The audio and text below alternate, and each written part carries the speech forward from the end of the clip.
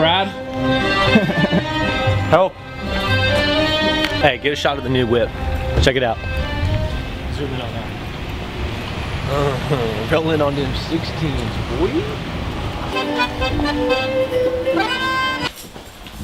Hello. Is Kathy here today? No. She's not? Okay. Can you just tell her that I left this for her? I'm Brad Wilkinson, by the way. Okay. Just thought I left that first. She'll know it's for. Perfect. Cool. Thank you guys. Thank you. Have a good day. You too.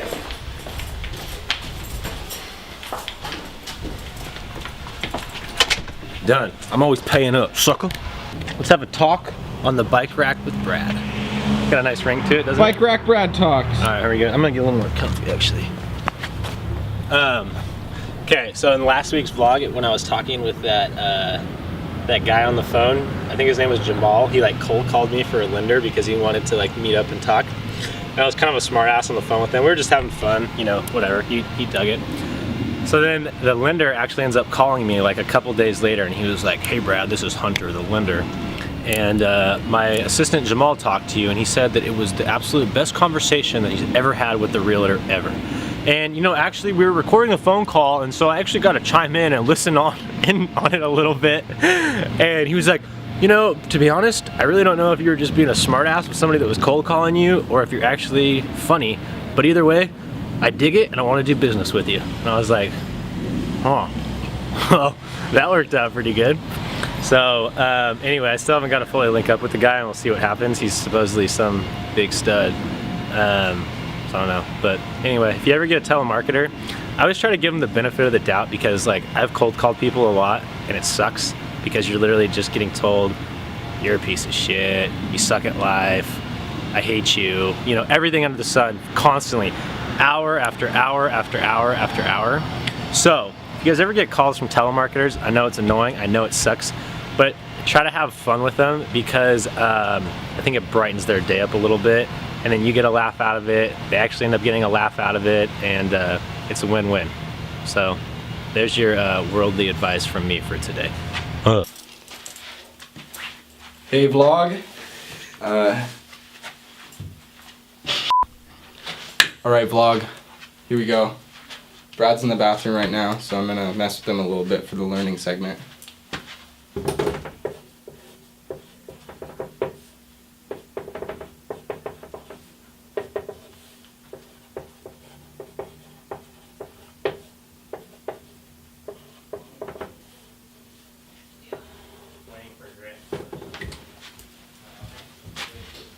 I even use Sharpie.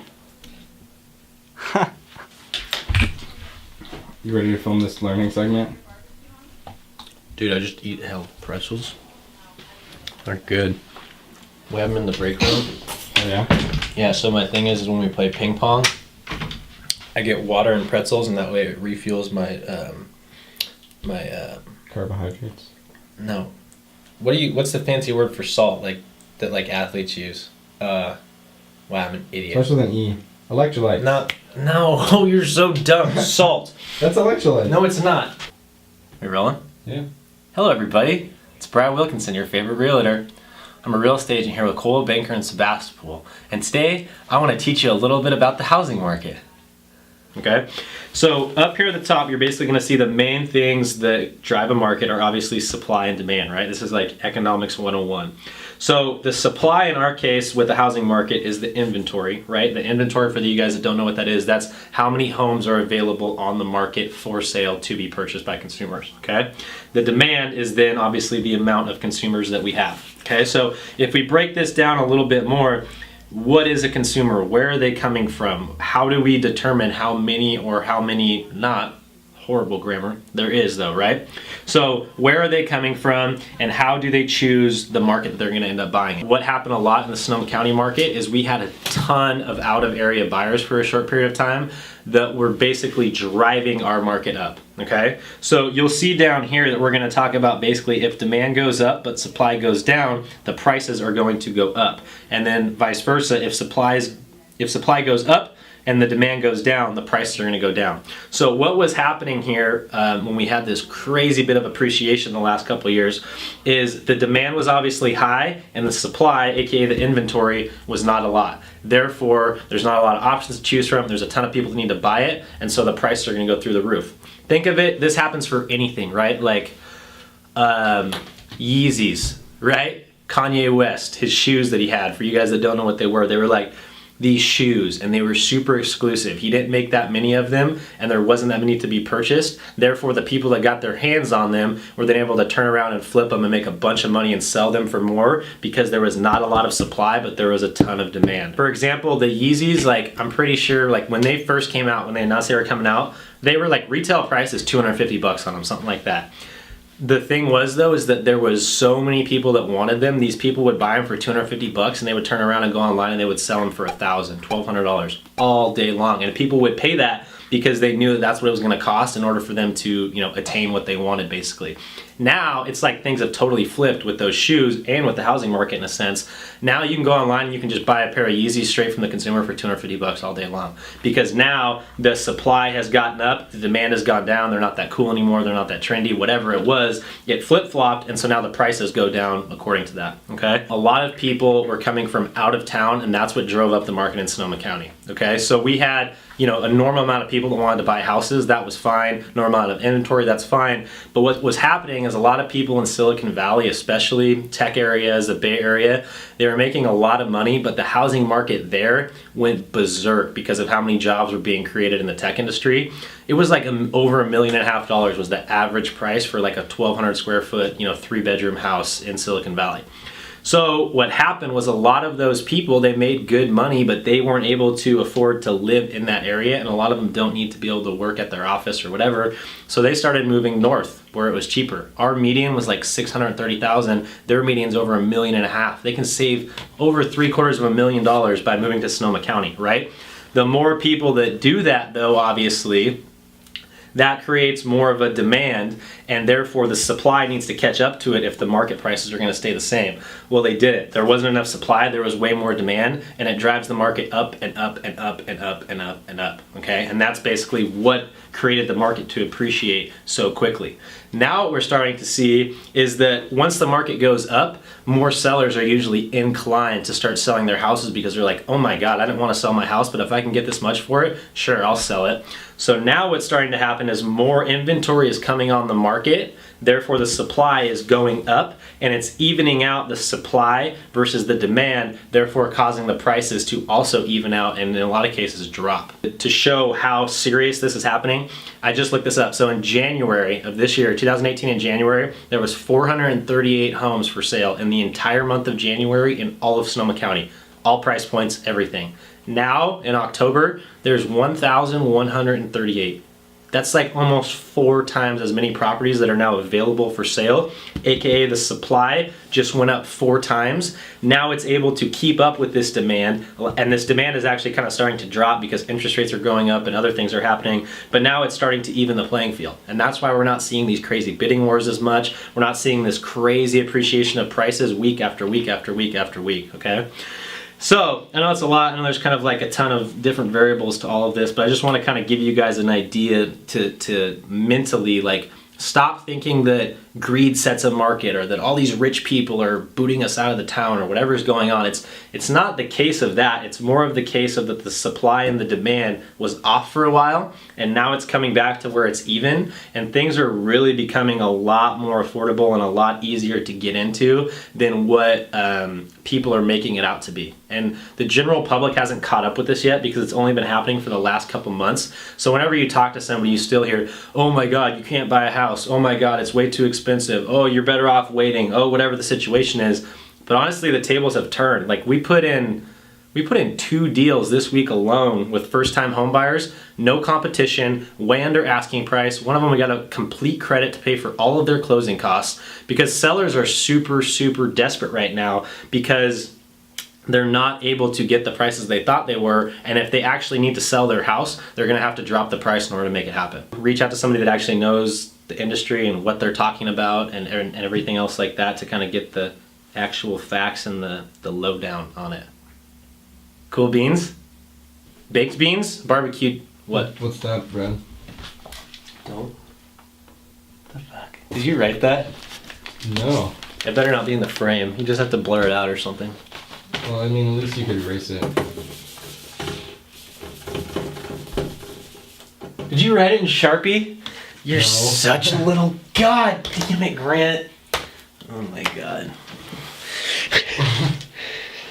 You think people are actually not going to listen to me now, huh? How do you get... God, why did you do that? Oh my god, I hate you. Wow, that's really good. What do you mean? What is that going to do? Oh, damn! Holy crap. Dude, I was honestly pissed at you for a second. Like, legit pissed. Oh, you little bastard! It's not coming off all the way. You gotta cover it completely. Oh my god. Look at my new whiteboard now. It looks like dog crap. Nice. You owe me a new whiteboard. I'm not paying you this week. What else is new? What's up, everybody? We're here at Coach's Corner today. It's gonna be the business we're highlighting in this week's vlog. This place is pretty special to me. I love it here. I actually used to work here before I got into real estate. Used to be at the front desk, folding towels, doing trainings and stuff in here. So still work out here to this day. 3-4 times a week I try to get in here. So it's kind of my spot. It's like my home away from home, and stoked to kind of give you guys a quick little tour on it. So let's go. Hey, we're rolling. Say something on the camera. Hey, how's it going, man? Hey, Elliot, how are you? Doing Give me a good. handshake. Oh. You can show them in here, show them the daycare. They have childcare here. I never got to work in here. But cool thing is you come in here for certain hours. I think it's right there. Show them the board. So during those hours, the childcare is open. So you can actually come in here if you have kids, work out, drop your kids off, somebody watches them, plays with them, does the whole deal, and it's super cheap. It's like $1 or $2 an hour. So pretty cool little aspect they got of it. Keep going this way. Massages, bro. We got massages, so if you remember here, you get discounted rates on massages. Actually had 2 massages here, and they're pretty legit. This is where I get down. For those of you that don't know, I'm a big basketball guy. Like, I'm pretty good. I'm not gonna toot my own horn, but I'm pretty good. So I've had a lot of reps in here. Show you guys what's up really quick.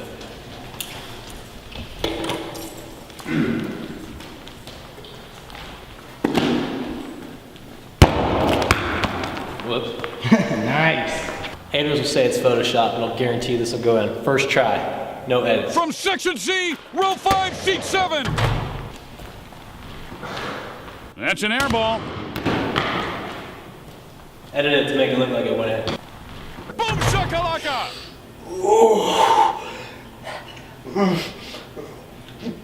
Do they have any lighter weights over here? It looks like you're struggling. So you'll see, like, they have different classes at different times on different days of the week. So they have like Zumba, step intervals, cardio intervals, cycle, yoga, Pilates, muscle conditioning. Some pilates? Yeah, anything and everything, dude. Depending on your different athletic ability and fitness level, stamina, etc., there's something that'll be able to cater to everybody's needs. That was good. Other cool thing they have in here, so there's 2 locker rooms. Obviously, I'm not going to go take the camera in there. That'd be a little weird. But there's a sauna, a jacuzzi, showers, bathrooms in the bathroom, the whole 9. So it's pretty sweet.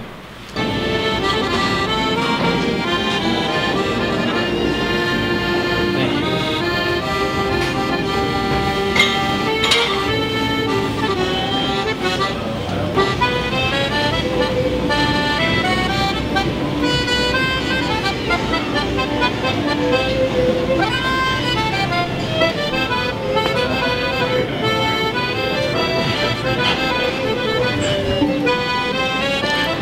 You guys should get a membership at Coach's. We have a hot tub, a dry sauna, wide selection of machines, and we just had a remodel, so everything is brand new. The flooring, Great equipment. point. Yeah. So I mean, and it's cheaper than most of your local gyms around here. So Another great point. Keep selling me, dude. Come on. keep telling you. Why do I need a membership? We we also have, for all members, we have a wide variety of classes, and yeah, and also personal training sessions and Massages. If I'm a member here, do I get a discount on your massages? Yes, answer is yeah. Yes, yeah, you do. Sweet. Dude, perfect. Cool. Can I join? Go ahead, let me sign you up, brother. Awesome.